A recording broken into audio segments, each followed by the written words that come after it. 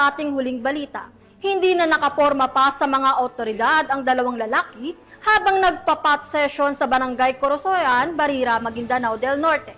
Patrolwoman Maria Senyora Agbuya para sa report.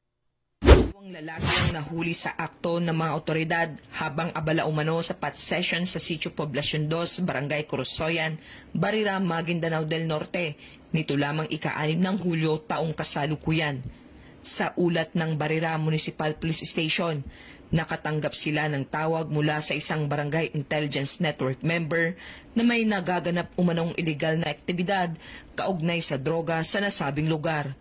Agad na rumisponde ang mga tauhan ng Barira MPS sa pangunguna ni Police Captain Rex C. Laurino, Officer in Charge katuwang ang 3rd Maneuver Platoon at 1st Provincial Mobile Force Company at naaktuhan ang dalawang suspect sa mismong loob ng bahay ni alias Elka, 27 anyos at alias Song, 38 anyos na kapwa residente ng nasabing lugar. Nakumpiska sa operasyon ang 5 heat-sealed plastic sachet na may lamang hinihinalang shabu at tinatayang 1 gramo at nagkakahalaga ng 6,800, isang glass tutor at 2 lighter.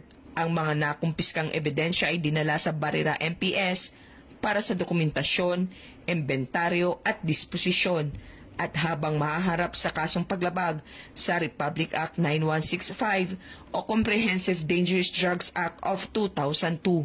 Ang nasabing operasyon ay patuloy na kampanya ng Barira MPS laban sa iligal na droga sa ilalim ng direktiba ng PNP at suporta ng lokal na pamahalaan. Mula rito sa rehiyon ng Bangsamoro, ako ang inyong Police News Network Correspondent, Patrolwoman Maria Senyora Agbuya, alagad ng batas, takataguyod ng balitang pulis.